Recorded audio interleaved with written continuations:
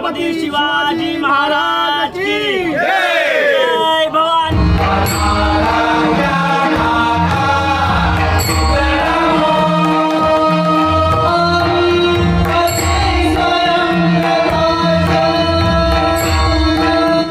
आपल्याला भेटलेले आहेत, दादांना भेटून खरंच खूप छान वाटले। आणि तुम्ही येणाऱ्या नवीन पिढीला तुम्ही या कार्यक्रमाद्वारे काय संदेश देऊ इच्छिता? आपण एकच सांगू इच्छितो की आज ही धन्याची जाऊ माता।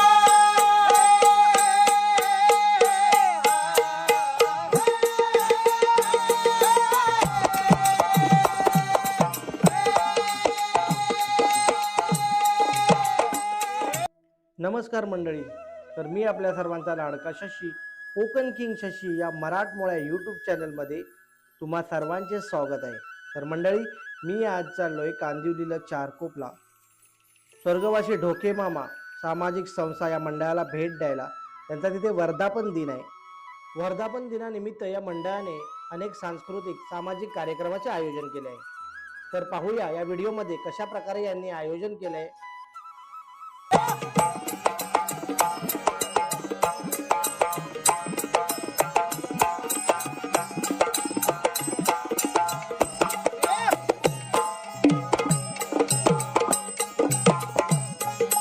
धन्याची जाऊ माता राष्ट्र देवता। धन्याची जाऊ माता राष्ट्र देवता। नमन तव आता वंदुनी गातो तुझ्या चरणात। वंदुनी गातो तुझ्या चरणात। वंदुनी गातो तुझ्या चरणात। वंदुनी गातो तुझ्या चरणात। वंदुनी गातो तुझ्या चरणात। वंदुनी गातो तुझ्या चरणात। ज्ञानदेव पंढरीनाथ ज्ञानेश्वर स्वर्गीय ढोके मामा बुवांचा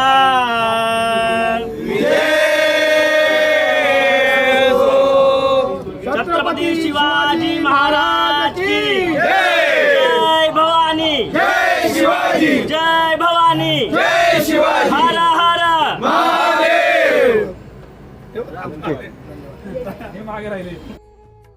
तर या संस्थेला भेटण्यासाठी त्यांनी छत्रपती शिवाजी महाराजांच्या जीवन चरित्रावरती देखावा निर्माण केला होता। आणि हा देखावा मी पाहत पाहत जाऊन पोचलो संकल्पाचा दाताची सत्यनारायणाची जिथे स्थापना केली होती त्या ठिकाणी। ढोके मामा यांची ही भजन स्पर्धा ही दरवर्षी, वर्धापन दिन हा दरवर्षी येथे साजरा केला जातो। आणि दरवर्षी हे मंडळ वेगवेगळ्या प्रकारचं देखावा इथे निर्माण करतो। हा अतिशय पाहण्यासारखा असतो। जर तुम्हाला कधी येणं शक्य झालं तर नक्की या मंडळाला भेट द्या। या मंडळाचं नियोजन बघा, खूप अतिशय सुंदर प्रकारे हे नियोजन करतात। हा मनमोहक देखावा बघत बघत आणि महाराजांचे विचार आत्मसात करत करत मी जाऊन पतलो गणरायाच्या चरणी। सर्वप्रथम मी गणरायाला वंदन केलं आणि जाऊन पोचलो आतमध्ये। पहा, गणरायाचं किती मोहक सुंदर असं रूप आहे आणि त्याच्या मागे यांनी बनवलेला असा सुंदर असा देखावा। बाजूलाच यांनी श्री सत्यनारायणच्या महापूजेची स्थापना केली होती। सत्यनारायणचं दर्शन घेतलं।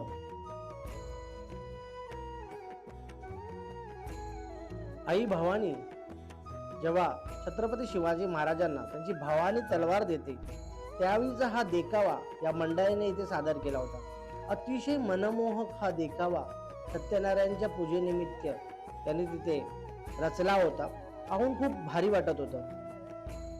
या मंडळाचं करावं तेवढं कौतुक खूप कमीच होतं, कारण छत्रपतींच्या जीवनावरती जेवढं जेवढं त्यांना शक्य झालं तेवढे त्यांनी देखावे, त्यांच्या चरित्रावरती देखावे इथे त्यांनी दाखवले होते। हे बघून मनाला एक वेगळाच आनंद झाला होता।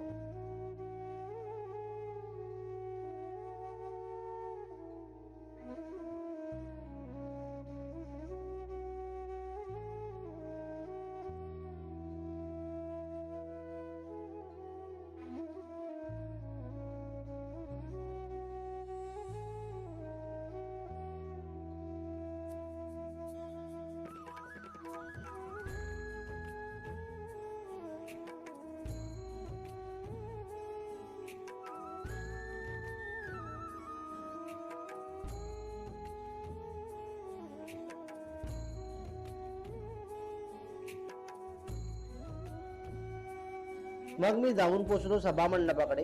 तिकडे त्यांनी अनेक भजन मंडळ, रेल्वे प्रवासातील भजन मंडळांना आमंत्रित केलं होतं आणि त्यातील एक भजन मंडळ आई जीवदानी भजन मंडळ.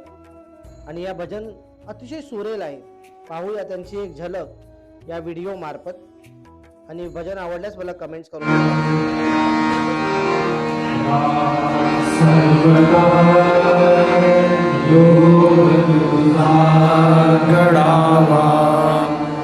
तुझे कारणी देह माझा पडावा, उपेक्षू नको गुणवंता रघुनायका मागण्याची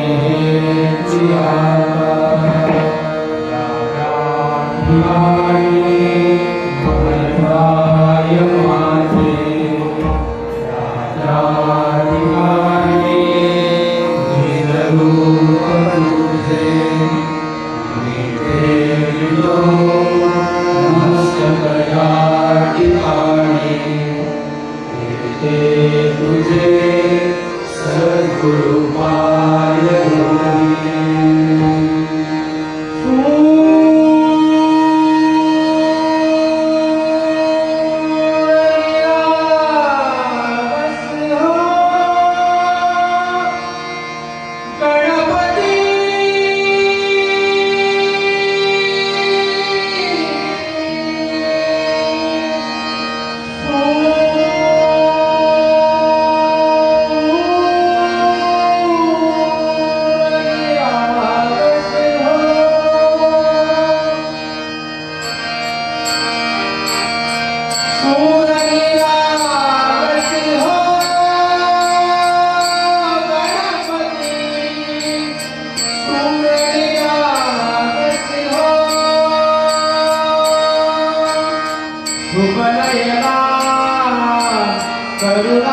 करुणामय गौरी हरे श्री विनायक शुभनयना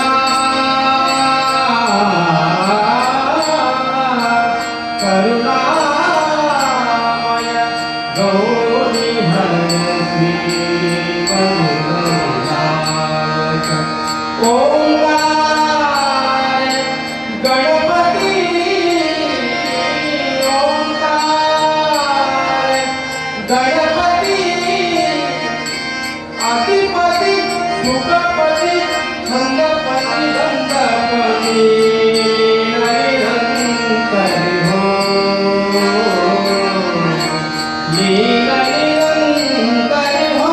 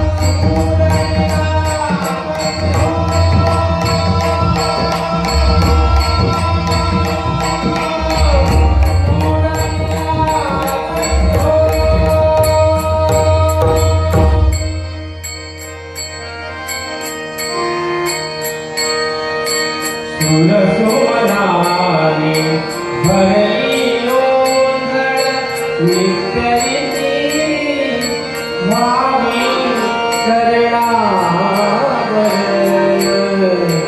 आले बाळक सुमधुर हास भावत से भावो तुला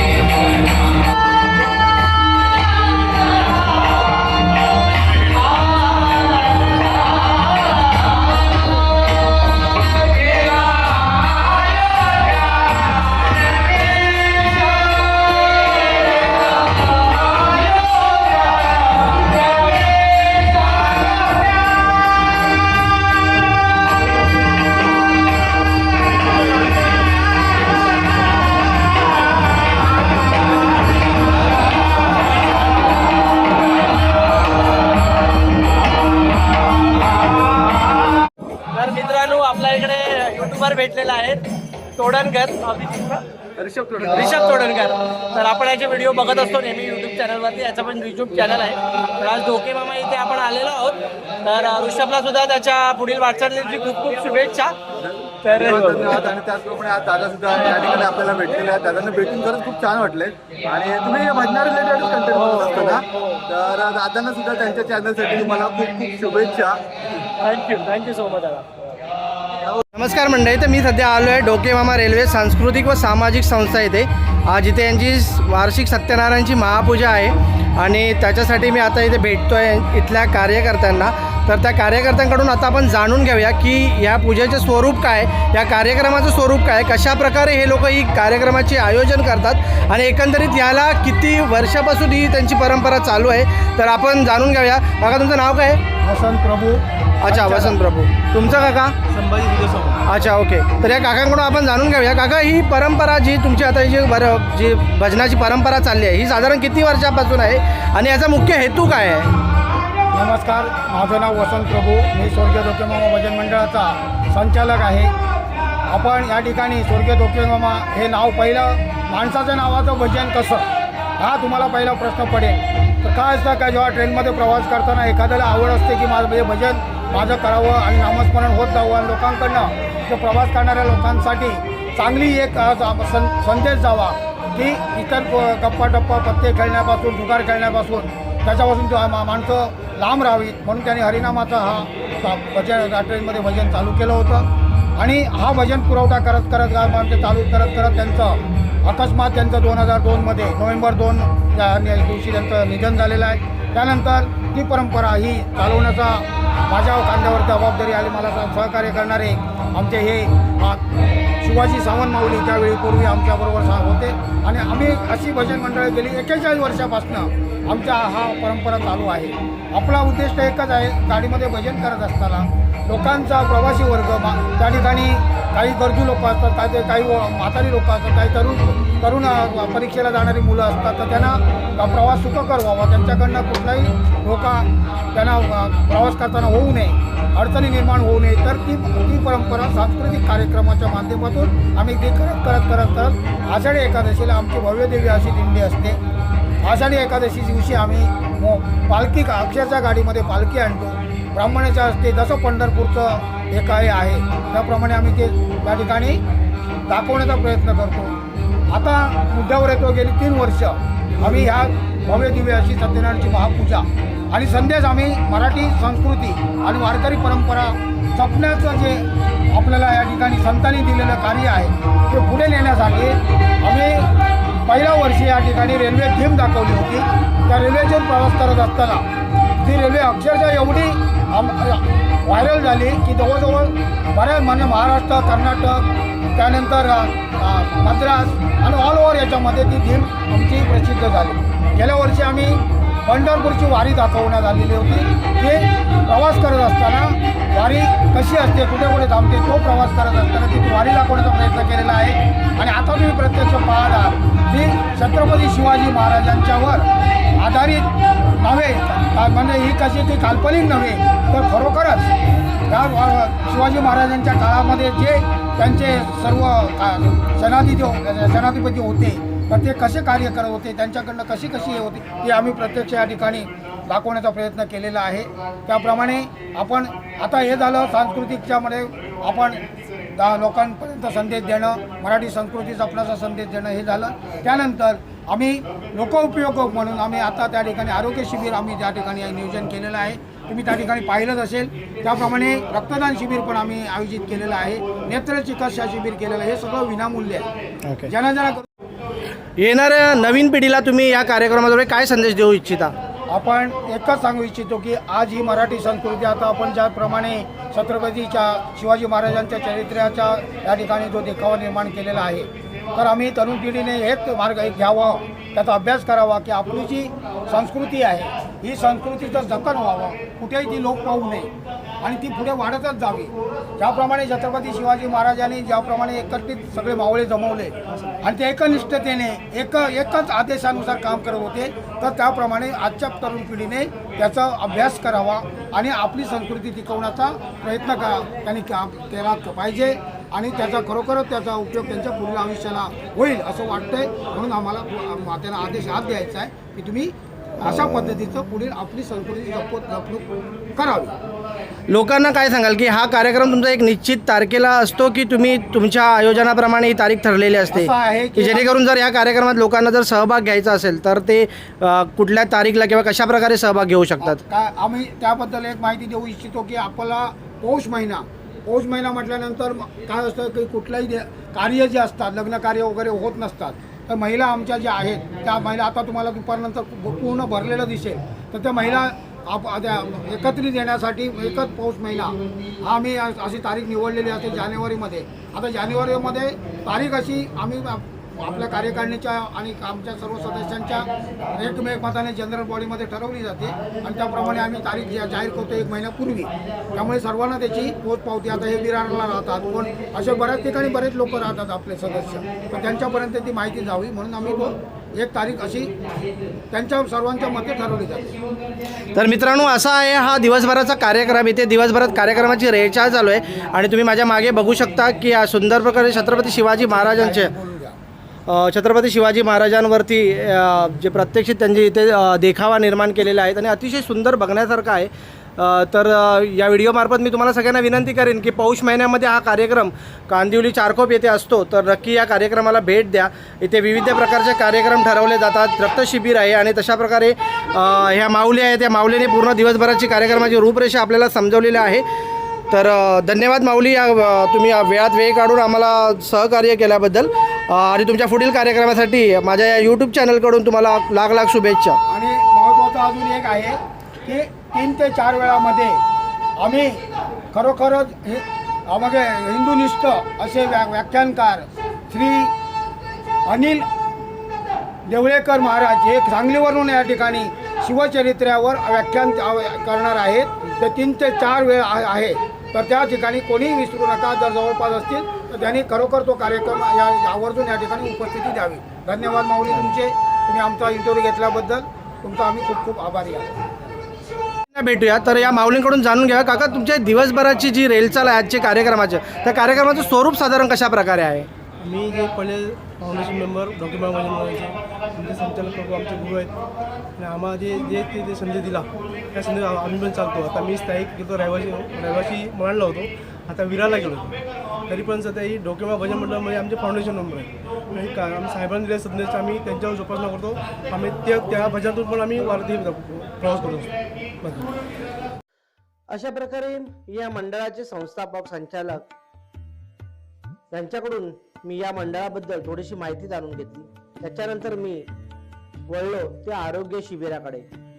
इथे या मंडळाचे करावे तितके कौतुक थोडेच होते, कारण त्यांनी इथे या सांस्कृतिक कार्यक्रमासोबतच व्याख्यानं ठेवली होती, आरोग्य शिबिर ठेवलं होतं, संपूर्ण बॉडी चेकअप ठेवलं होतं, अनेक प्रकारचे डॉक्टर्स त्यांनी इथे बोलवले होते आणि वेगवेगळे त्यांनी जे आरोग्याच्या विषयी ज्या गोष्टी आहेत त्या सर्व गोष्टींचे इथे आयोजन केलं होतं. तर सर्व मंडळांनी अशा प्रकारचे आयोजन केले पाहिजे, सामाजिक गोष्टीमध्ये त्यांनी भाग घेतला पाहिजे आणि त्याचं हे उत्तम उदाहरण या ढोकेमामा मंडळाने आपल्याला दाखवून दिलेलं आहे. बऱ्याच लोकांनी त्यांचं आई चेकअप करून घेतलं, रक्तदान केलं आणि बघताना खूप भारी वाटत होतं. तर या मंडळाचा नक्की आदर्श घ्या आणि अशा प्रकारचे जे प्रयोग आहेत ते तुमच्या मंडळाद्वारे सुद्धा करा. आणि मग वेळ झाली ती मध्यंतरानंतर आम्ही घेतलं थोडंसं भोजनाकडे आम्ही वळलो.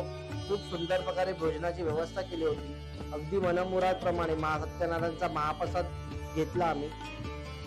महाप्रसाद घेतल्यानंतर आम्ही तिथून निघालो थेट घरी जाण्यासाठी. आणि इथे हा माझा व्हिडिओ मी थांबवतोय. व्हिडिओ आवडल्यास माझ्या चॅनलला लाईक, शेअर आणि सबस्क्राईब करा, जेणेकरून माझे सर्व नवनवीन व्हिडिओ तुमच्यापर्यंत पोहोचतील. आणि शशी नासनेकर या इंस्टाग्राम पेजला फॉलो करा, जिथे माझ्या नवनवीन रील्स तुम्हाला पाहायला मिळतील. भेटूया अशाच एका नवीन व्हिडिओमध्ये. तोपर्यंत बाय बाय.